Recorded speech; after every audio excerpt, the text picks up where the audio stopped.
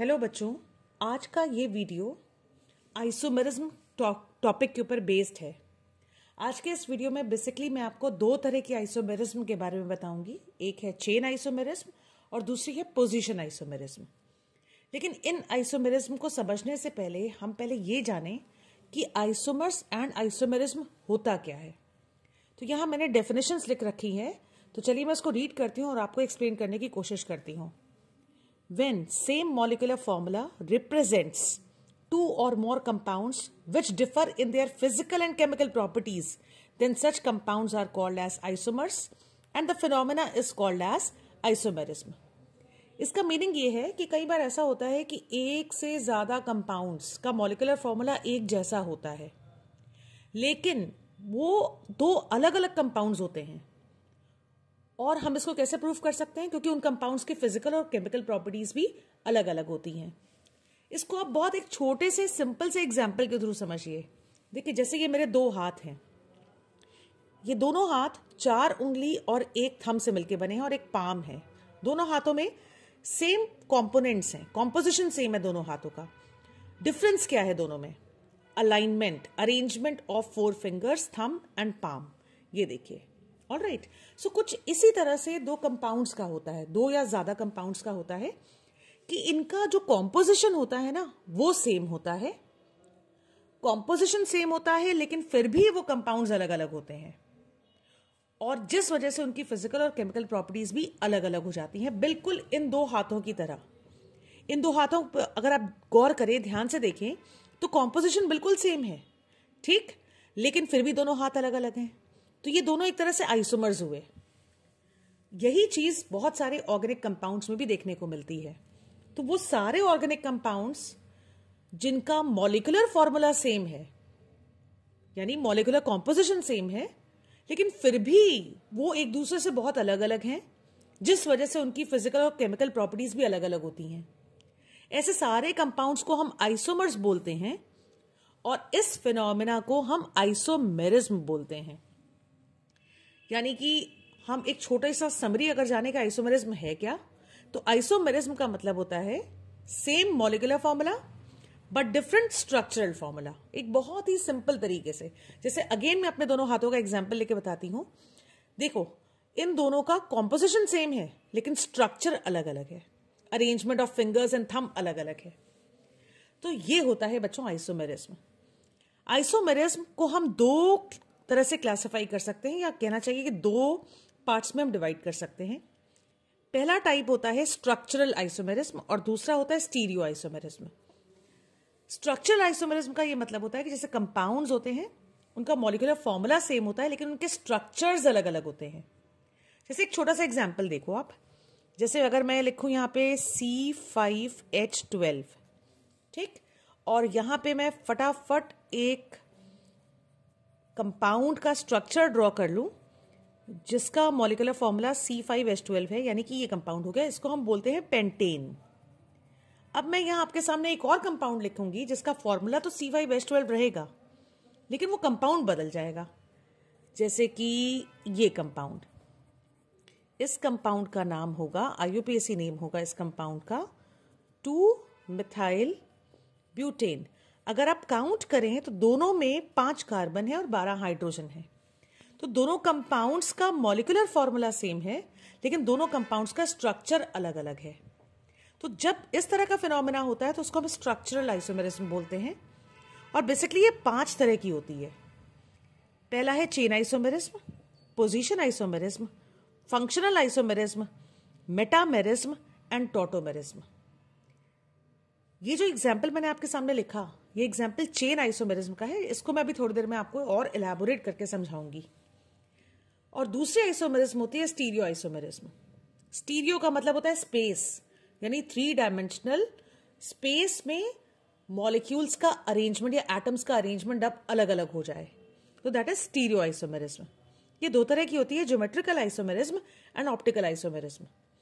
Class 10th के बच्चे जो ये टॉपिक प्रिपेयर कर रहे हैं, उनके लिए सबसे बड़ी रिलीफ की बात यह है कि ज्योमेट्रिकल पूरी की पूरी स्टीरियो आइसोमेरिज्म आपके सिलेबस में नहीं है। उसी तरह से स्ट्रक्चरल आइसोमेरिज्म में फंक्शनल, मेटा और टॉटो आपको प्रिपेयर करने की जरूरत नहीं है। सिर्फ आपको दो आइसोमेरिज्म पे फोकस करना है, एक है चेन आइसोमेरिज्म और दूसरी है पोजीशन आइसोमेरिज्म। तो चलिए देखते हैं कि चेन आइसोमेरिज्म क्या होती है। हाँ तो बच्चों, चेन आइसोमेरिज्म को समझने के लिए पहले हम इस डेफिनेशन को रीड करते हैं। तो according to the definition, when the same molecular formula represents two और more compounds which differ in the number of carbon atoms in main carbon chain, इसका मतलब है chain length, then such compounds are known as chain isomers and the phenomena is known as chain isomerism। इसको समझाने के लिए मैं once again same example ले रही हूं जो अभी थोड़ी देर पहले आपको लिख के दिखाया था, यानी कि C5H12। सबसे पहले तो ये जानना जरूरी है, C5H12 is an alkane, CnH2n+2। Alright, ये फॉर्मूला एल्केन के फॉर्मूले में बिल्कुल फिट हो रहा है। तो अब हमें इसके चेन आइसोमर्स लिखने हैं। तो हमें क्या करनी है, 5 कार्बन्स की पहले स्ट्रेट चेन हम ड्रॉ करते हैं, ठीक। और कार्बन की सारी वैलेंसीज, हर कार्बन की 4 वैलेंसीज होती हैं, उन सभी वैलेंसीज को हम इन 12 हाइड्रोजन से जस्टिफाई कर देते हैं। सो 1 2 3 4 5 6 7 8 9 10 11 12। सो ये बन गया पेंटेन। अब हम इसका चेन आइसोमर लिखना चाहते हैं। तो चेन आइसोमर में क्या करना होता है, हमें चेन की लेंथ को शॉर्ट करना होता है। यानी अभी मैंने 5 कार्बन की मेन कार्बन चेन बनाई है। अब जो मेन कार्बन चेन मैं बनाऊंगी वो होगी 4 कार्बन्स की। अब आप सोच रहे होंगे कि 5वां कार्बन कहां जाएगा। तो बच्चों, 5वां कार्बन आप चेन में कहीं भी ब्रांच के फॉर्म में उसको अटैच कर दीजिए। याद रखिएगा, टर्मिनल पे मत लगाइएगा, क्योंकि टर्मिनल पे अगर आप लगा देंगे तो वो फिर स्ट्रेट चेन बन जाएगा। तो आप टर्मिनल्स को छोड़ के बीच के कार्बन्स पे कहीं पे भी 5वां कार्बन आप अटैच कर दीजिए। और हर कार्बन की 4 वैलेंसी को ध्यान में रखते हुए उन वैलेंसीज को हाइड्रोजन के साथ सेटिस्फाई कर दीजिए। 3 4 5 6 7 8 9 10 11 12। अगर हम इसको कॉम्पैक्ट फॉर्म में लिखें तो ये है CH3 CH2 CH CH3 CH3, यानी कि ये है 2 मिथाइल ब्यूटेन। अब सबसे खास बात ये होती है कि जो चेन आइसोमर्स होते हैं ना, उनमें नंबर ऑफ एटम्स बिल्कुल एक जैसे होते हैं, लेकिन जो उनके IUPAC नेम में रूट वर्ड होता है वो अलग अलग होता है। देखिए, जैसे पेंटेन, पेंटेन में रूट वर्ड है पेंट, और 2 मिथाइल ब्यूटेन का रूट वर्ड है ब्यूट। ये इसलिए अलग अलग होता है क्योंकि चेन आइसोमर्स में मेन कार्बन चेन में कार्बन एटम्स का नंबर अलग अलग होता है। हम चाहें तो इसका एक और चेन आइसोमर ड्रॉ कर सकते हैं। अब हम क्या करेंगे, चेन लेंथ को हम और रिड्यूस कर देंगे। अभी मैंने 4 कार्बन्स की चेन बनाई, अब मैं सिर्फ 3 कार्बन्स की चेन ड्रॉ करूंगी। अब बचे हुए 2 कार्बन मुझे एडजस्ट करने हैं, तो टर्मिनल को छोड़ के सेंटर वाले कार्बन पे मैं 2 कार्बन अटैच कर देती हूं एज अ ब्रांच। और जैसा कि हम जानते हैं, हर कार्बन के पास 4 वैलेंसी सेटिस्फाई करना जरूरी है, क्योंकि कार्बन की वैलेंसी टेट्रा वैलेंसी है। तो इन सारी वैलेंसीज को हाइड्रोजन से हम सेटिस्फाई करेंगे। तो आप अगर काउंट कर लें तो 5 हाइड्रोजन एंड 12 हाइड्रोजन आएंगे। और अगर मैं इसका कॉम्पैक्ट फॉर्म लिखूं तो ये है CH3C CH3 CH3 CH3, और इस कंपाउंड का नाम होगा 2,2 डाइमिथाइल प्रोपेन। जैसा कि मैंने कहा था अभी थोड़ी देर पहले कि जितने चेन आइसोमर्स होते हैं बच्चों, उन सब में चेन मेन कार्बन की जो चेन लेंथ है वो अलग अलग हो जाती है, इसलिए इनके IUPAC नेम्स में रूट वर्ड अलग अलग हो जाएंगे। सो ये रहे C5H12 के चेन आइसोमर्स, और याद रखिएगा C5H12 के total chain isomers can be only 3, can be only 3। ये बात याद रखिएगा, ठीक है। सिर्फ 3 चेन आइसोमर्स इसके हो सकते हैं। चलिए मैं एक और एग्जांपल लेती हूं चेन आइसोमर्स को एक्सप्लेन करने के लिए। बच्चों मेरा नेक्स्ट एग्जाम्पल है C4H10, जो भी एक एल्केन ही है, CnH2n+2 फॉर्मूला के अकॉर्डिंग ये फॉर्मूला चलता है, तो ये भी एक एल्केन हुआ। अब मुझे C4H10 फॉर्मूले के चेन आइसोमर्स ड्रॉ करने हैं। तो सबसे पहले हम क्या करेंगे, 4 कार्बन्स का स्ट्रेट चेन, हमेशा आप यही करिएगा, जो भी आपको मॉलिक्यूलर फॉर्मूला दिया गया है और उसको आपको अगर उसके चेन आइसोमर्स लिखने को कहा जाए तो आप क्या करेंगे, पहले जितने कार्बन एटम्स उस फॉर्मूले में लिखे हैं उतने की स्ट्रेट चेन बना लीजिए, तो आपको पहला कंपाउंड तो मिल जाएगा। और हर कार्बन की टेट्रावैलेंसी को ध्यान में रखते हुए बची हुई वैलेंसीज को हाइड्रोजन से सेटिस्फाई कर दीजिए। सो ये रहा आपका C4H10। अगर आप हाइड्रोजन काउंट करेंगे तो ये 10 होंगे। इसका कॉम्पैक्ट फॉर्म होगा CH3 CH2 CH2 CH3 और इसका नाम हो गया ब्यूटेन। अब मुझे इसका चेन आइसोमर लिखना है, मुझे एक और कंपाउंड ड्रॉ करना है जो इसका चेन आइसोमर हो। तो हमें क्या करना है, चेन लेंथ जो कि 4 कार्बन्स की थी उसको रिड्यूस करके 3 कार्बन्स की कर दीजिए। अब बचा चौथा कार्बन, तो चौथा कार्बन आप टर्मिनल कार्बन्स को छोड़ देंगे और बीच वाले कार्बन पे ब्रांच बना लेंगे और बची जितनी वैलेंसीज है उनको हाइड्रोजन से सेटिस्फाई कर लीजिए, कार्बन की टेट्रावैलेंसी को ध्यान में रखते हुए। तो बच्चों ये भी हो गया C4H10 और इसका कॉम्पैक्ट फॉर्मूला बनेगा CH3 CH CH3 CH3 और इसका यूपीएसी नेम हो गया 2-मिथाइल प्रोपेन। और जैसा कि मैंने आपसे कहा था, जो चेन आइसोमर्स होते हैं उनके आईयूपीएसी नेम में जो रूट वर्ड्स हैं वो अलग अलग होंगे। क्यों? क्योंकि चेन आइसोमेरिज्म का मतलब ही है 2 से ज्यादा कंपाउंड्स जिनकी चेन लेंथ अलग अलग हो। C4H10 इस मॉलिक्यूलर फॉर्मूले में only 2 chain isomers are possible, only 2 chain isomers are possible. ठीक, अब फटाफट एक एग्जांपल और ले लूं, ये मेरा लास्ट एग्जांपल होगा चेन आइसोमेरिज्म के लिए, और ये मैं लिखती हूं C6H14, जो कि वंस अगेन एक एल्केन ही है, CnH2n+2। अब मुझे इसके चेन आइसोमर्स ड्रॉ करने हैं, तो मुझे क्या करना है, 6 कार्बन्स की पहले मैं स्ट्रेट चेन बना लूंगी, 3 4 5 6, और बचे हुए कार्बन्स की सारी वैलेंसीज को मतलब कार्बन्स की बची हुई सारी वैलेंसीज को हाइड्रोजन से फटाफट सेटिस्फाई करते चले जाते हैं। तो मॉलिक्यूलर फॉर्मूला मुझे मिल जाएगा C6H14।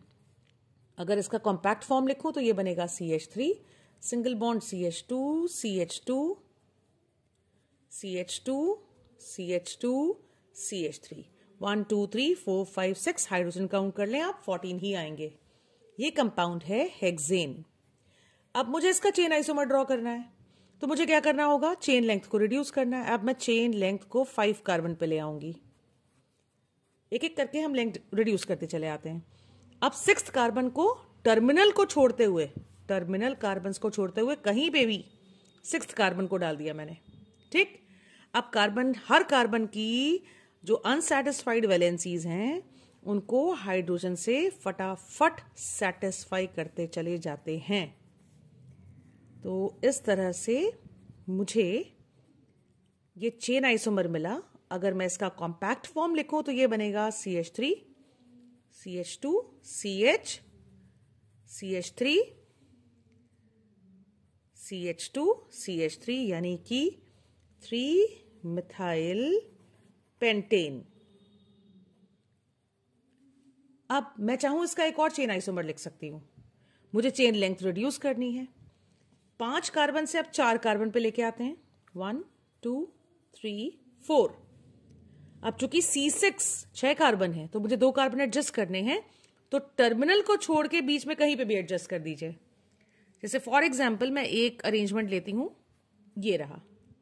अब जो कार्बन्स की बची वैलेंसीज हैं उनको हाइड्रोजन से सेटिस्फाई कर लें, तो फटाफट इस कार्बन की 3 वैलेंसीज बचती हैं। अब मैं डायरेक्ट कॉम्पैक्ट फॉर्मूला लिखती हूं, CH3, इसकी भी 3 बचती हैं, इसकी भी 3 बच रही हैं, तो CH3 होगा, इसकी भी 3 बच रही हैं, इसकी 3 सेटिस्फाइड है, एक ही बच रही है, इसकी 3 सेटिस्फाइड है, एक ही बच रही है। अब ये कंपाउंड हो गया 2,2 डाई मिथाइल ब्यूटेन। ऑलराइट बच्चों, आप इसका फर्दर चेन आइसोमर लिखने की कोशिश मत करिएगा क्योंकि आपको मिलेगा ही नहीं। ऑलराइट, क्योंकि अगर आप चेन लेंथ को 3 पे रिड्यूस करते हैं तो 3 कार्बन आप कहां एडजस्ट कर लेंगे? ओके, तो अगर आप 3 कार्बन एडजस्ट करने की कोशिश करेंगे तो अल्टीमेटली इन्हीं में से कोई ना कोई निकल आएगा। तो इसलिए मैक्सिमम इसके चेन आइसोमर्स जो पॉसिबल हैं वो हैं 1 2 3 3।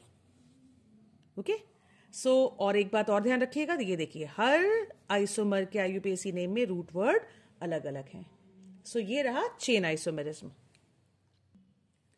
अब हम जल्दी से पोजीशन आइसोमेरिज्म भी समझ लेते हैं। तो पोजीशन आइसोमेरिज्म को समझने से पहले उसकी हम डेफिनेशन को समझते हैं। When the same molecular formula represents 2 or more compounds which differ in the position of 2 points हैं, याद रखिएगा, which differ in the position of 2 points हैं। पहला है डबल और ट्रिपल बॉन्ड, दूसरा है functional groups. Then such compounds are known as position isomers and the phenomena is called as position isomerism।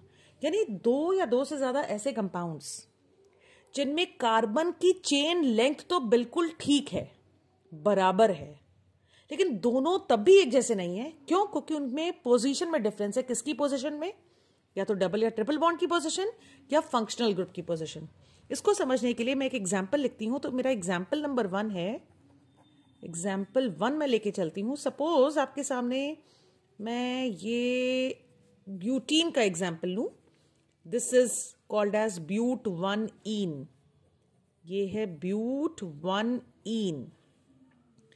अब अगर इसी को मैं ऐसे लिखूं CH3 CH double bond CH CH3, तो दोनों में अंतर है। एक चीज तो सेम है कि इनकी चेन लेंथ एक बराबर है, ठीक, लेकिन तब भी दोनों अलग अलग है। क्यों? क्योंकि इसमें position of double bond is on first carbon.